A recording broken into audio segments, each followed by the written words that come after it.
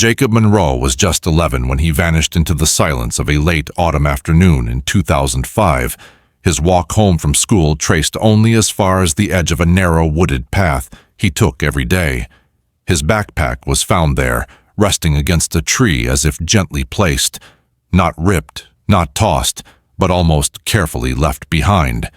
The contents inside were undisturbed: a half-eaten granola bar, a library book he loved, a folded note from his mother reminding him to come straight home. There were no signs of struggle, no footprints beyond his, and no witnesses who saw anything beyond his usual routine. The town responded with urgency: flyers stapled to telephone poles, vigils held under flickering street lamps, helicopters slicing through gray skies. But as the days turned to weeks, and the weeks into years, Jacob's name became another unsolved name whispered between mothers with tight grips on their children's hands. His parents, once a smiling, steady pair, were torn apart by the weight of not knowing.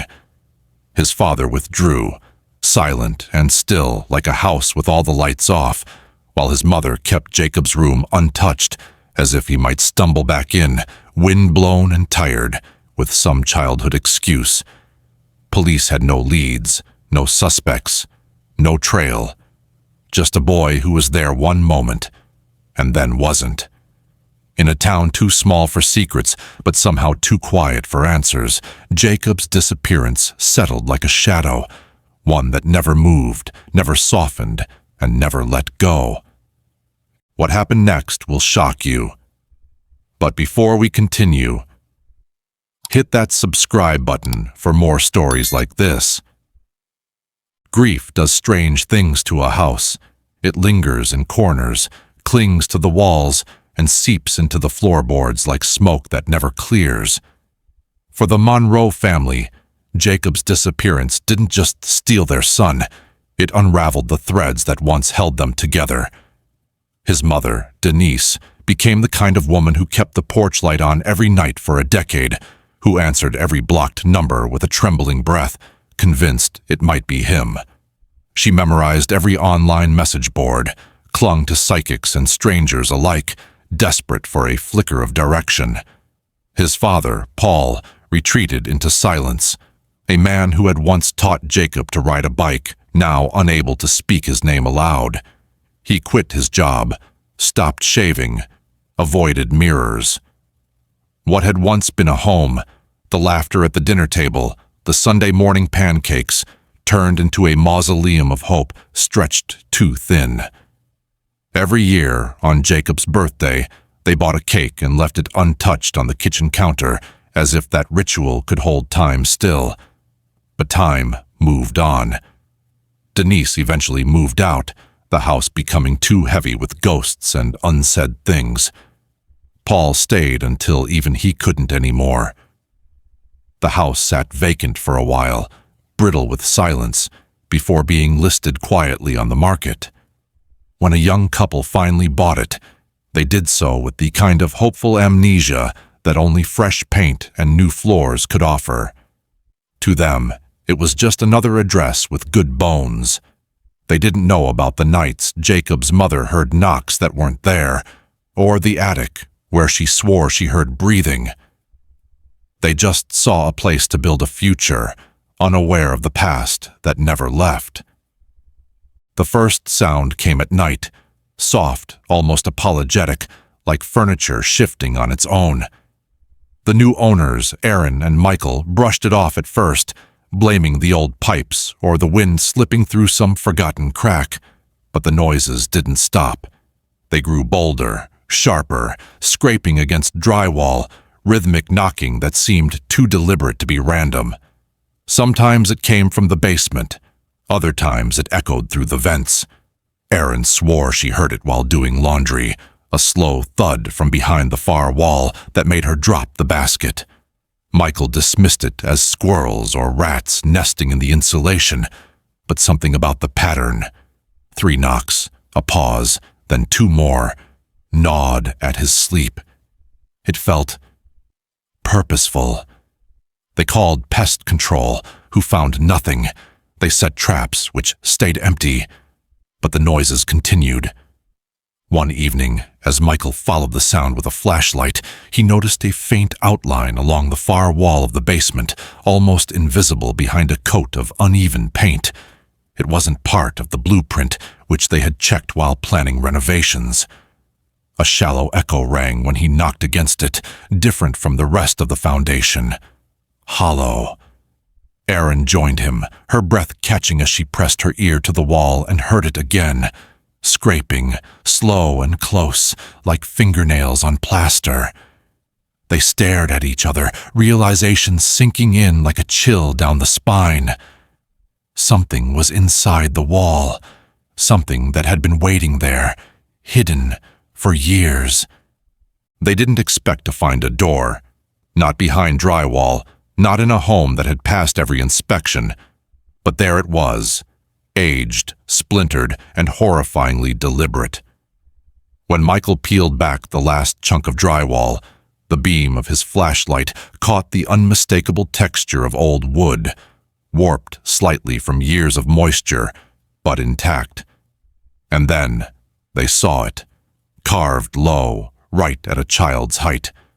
The name wasn't just written, it was etched, with frantic pressure and jagged letters that dug deep into the grain. Jacob Monroe. Still here. Erin stumbled back, her hand clamped over her mouth, eyes locked on the words as if reading them too long might summon something from behind it. The handwriting was unmistakably a child's, the sort of crooked lettering teachers patiently corrected and parents lovingly kept in scrapbooks. But here it was, buried in a basement wall, hidden for 2 decades, like a whispered secret finally clawing its way to the surface. Michael ran his fingers over the grooves, cold and rough, trying to imagine the small, desperate hands that had done this. The door had no knob, only a metal latch that had rusted shut. Behind it, they could feel the weight of something, not just physical, but emotional. Years of silence, the echo of unanswered questions, and the terrifying possibility that the boy hadn't vanished at all. He had been here the entire time. Erin stepped back, trembling, her voice barely above a whisper. He tried to tell us. In that moment, the house shifted. The walls felt tighter, the air colder, and that name, Jacob Monroe, burned itself into their minds, no longer a missing poster in a police file, but a carved plea they couldn't unsee. The door creaked open with a resistance that felt personal, like it hadn't been touched in decades and didn't want to be disturbed. The narrow passage beyond was dark and smelled of rot and time, a corridor that seemed to swallow sound and light as Michael and Erin stepped cautiously inside.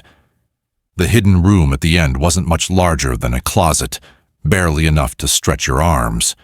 But it was what filled the space that made Erin drop the flashlight. Crayon drawings lined the walls, childish and unsteady.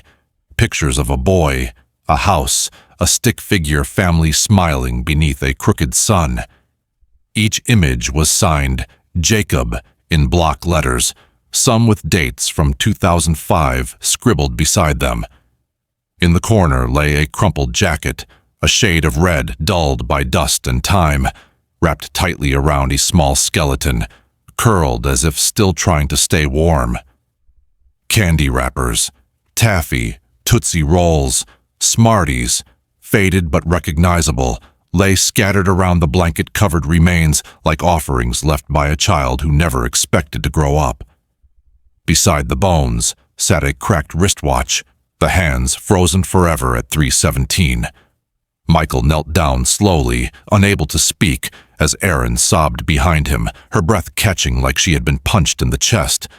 The room was silent except for the muffled sound of grief unraveling in real time. It was the kind of space that shouldn't exist, a cruel secret buried beneath the floorboards of suburban normalcy, the kind of place nightmares retreat to. And in that room, in the quiet horror of forgotten drawings and brittle bones, the truth was no longer missing. It had been sealed behind a wall, sketched in crayon, and wrapped in a jacket a mother had picked out for fall. The forensic confirmation hits the community like a thunderclap. After all the vigils, news coverage, and false sightings, Jacob Monroe had never left the house. His bones, now brittle and nearly fused to the cold concrete silence behind the basement wall, had been entombed in the place meant to keep him safe. Police tape surrounds the Monroe property once more, but this time there's no missing poster, only answers no one wants to face. Investigators pore over tenant records, pulling names, dates, and timelines apart like threads unraveling a long-forgotten sweater. The focus sharpens on a couple who lived in the home shortly after the Monroes moved out, a pair who were quiet, nondescript, and gone before anyone thought to remember them. The woman had worked at a local daycare. The man, an out-of-work handyman with a history of minor offenses and a disturbing pattern of short-term rentals. Neighbors recall nothing out of place, just the smell of varnish during basement renovations and the sound of hammering long after sunset. The detective assigned to Jacob's cold case all those years ago, now retired, returns to assist, his face grayer but no less resolved. He walks the property with a haunted look, murmuring that the blueprint always showed something off, something that didn't align. But no one had checked the walls. No one had thought a child's final cries could be trapped behind drywall and paint, sealed by the very hands meant to fix broken things. The town, once lulled into forgetting, now aches with a strange collective guilt. Interviews are reopened, witnesses are recontacted, and amid the flood of old statements and rekindled theories, one truth becomes clear. Someone knew, someone saw, and someone, all those years ago, chose silence over salvation. His name was Raymond Goss, a drifter cousin on Jacob's father's side, barely remembered and rarely mentioned. He had arrived in the spring of 2005, just before Jacob vanished, asking to stay for a few weeks while he sorted his life out. The family, already struggling under the weight of their own unspoken tensions, let him stay in the basement, a space half-finished, dim, and isolated from the rest of the home. He rarely came upstairs, kept odd hours, and was never quite trusted by Jacob's mother, who admitted to detectives later that she felt uneasy when he looked at their son. But at the time, no one pushed too hard. After Jacob's disappearance, Raymond vanished too, leaving behind a small duffel bag, an unwashed mattress, and a silence no one dared to break. Back then, the police had considered him a person of interest, but with no criminal record and no proof he'd been involved, the trail went cold. Now, with Jacob's remains found just feet from where Raymond had once slept, everything changes. Old relatives are interviewed again. Distant cousins recall a few offhand remarks. One even remembers him saying, "Kids know too much these days," with a strange smile. Most chillingly, an aunt recalls visiting the house once during his stay and seeing a padlock on the inside of the basement door. "For privacy," Raymond had said, "just while I'm sleeping." No one questioned it, not then. But now the timeline matches too cleanly. His arrival, Jacob's sudden disappearance, the frantic search above ground while his body lay hidden just below their feet. It was all too grotesquely convenient. The investigators piece it together slowly, like a rotted jigsaw that never wanted to be solved. Raymond is still missing, his name resurfacing on a handful of odd jobs across state lines in the years that followed, but nothing concrete, just whispers and shadows like his presence in that house, unannounced, unremarked upon, and unforgettable in hindsight. The walls that once muffled everything are now screaming, and everyone who once let him slip quietly from memory is now forced to remember. The journals are found by accident, wedged behind an old insulation panel in the attic, covered in dust, brittle from time, yet meticulously stacked like someone had once hidden them with trembling care. The handwriting inside is uneven, erratic, as if written during long, feverish nights. The early entries seem mundane, ramblings about family, bitterness over lost jobs, resentment at how the world had turned its back on him. But as the pages go on, they shift. He begins referring to the boy, without naming Jacob directly, describing noises at night, footsteps that made him uneasy, a voice that whined too much. Then the language twists, becomes darker, more defensive. He kept asking where his mom was. One entry reads, "He wouldn't stop crying. I tried to be patient. I really did." The final journal, dated just days before Raymond vanished from the home, contains the most harrowing entry. "He wouldn't stop screaming. I had no choice." That single line, so blunt, so resigned, chills investigators and breaks the last remnants of denial for those still hoping this was some tragic accident. It's the confession no one ever expected to find, buried not in an interrogation room or through a slip of the tongue, but in the mind of a man who never intended to explain himself out loud. The discovery confirms what the house had been whispering all along, that Jacob had suffered, that Raymond had silenced him, and that someone had gone to great lengths to erase that truth. Forensic experts examined the journals, confirming the handwriting is a match with Raymond's old job applications and signed documents. With that, the case, though still lacking a body to prosecute, becomes officially closed. The journals are kept in police evidence, but excerpts are shared with Jacob's family. His mother reads them alone in a quiet room, tears running down a face that had waited years for closure. There's no solace in the words, but there is finality. A brutal, aching kind, the kind that ends the story not with peace, but with truth. The courtroom is packed to the walls, journalists scribbling, neighbors whispering, former classmates now grown, all holding their breath as the man who had once vanished into the background is led in wearing cuffs. Raymond Carter, the distant cousin no one had thought twice about, now stood accused of a crime that had haunted the Monroe family for nearly 2 decades. Jacob's mother sits rigid in the front row, her knuckles white around a worn photograph of her son in his school uniform. Her husband beside her, hollowed by years of silence, stares ahead like he's afraid to blink. The prosecution lays out the case with grim precision. The journals, the confession, the recovered remains wrapped in Jacob's old jacket. A forensic expert testifies to the match between the handwriting and Raymond's, while a child psychologist is brought in to explain the isolation and fear a boy like Jacob would have endured in that dark, hidden space. The defense has little to offer, only half-hearted attempts at questioning Raymond's mental state and denying the journal's credibility. But the jury can feel it. Everyone can. When Jacob's mother takes the stand, her voice trembles but never breaks. She speaks of his laugh, his love of comics, the way he always asked for a second bedtime story. "He was just walking home," she says quietly. "That's all he was doing." The trial stretches over weeks, but the outcome never feels uncertain. In the final moments, the judge's words echo like thunder through the silent courtroom. Guilty on all counts.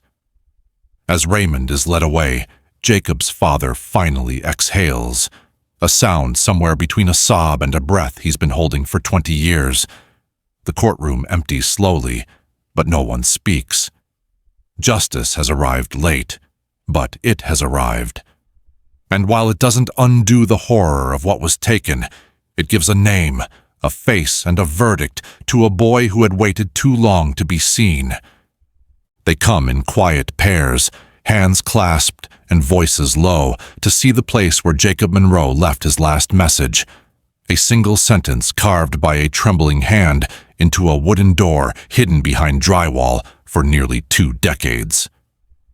Still here. It was a whisper that refused to die, echoing through time until someone finally listened. After the trial, after the cousin was sentenced, after the Monroe family stood on the courthouse steps with tears and silence, the house was scheduled for demolition. The basement, where Jacob spent his final hours or days, was the first to go. But before the wrecking crew arrived, a plaque was installed next to the recovered door, now preserved behind protective glass in a small memorial pavilion nearby. Etched in metal were Jacob's name, the dates, and a message that would stay with the town forever. He was never forgotten. We just didn't look hard enough. The space where he once cried out, scratched letters into wood, and waited for rescue is gone now, replaced by a patch of green and the sound of wind through trees. But for those who knew him, and for those who didn't but carried the weight of his story anyway, the words he left behind carry more meaning than any courtroom ruling or guilty verdict ever could.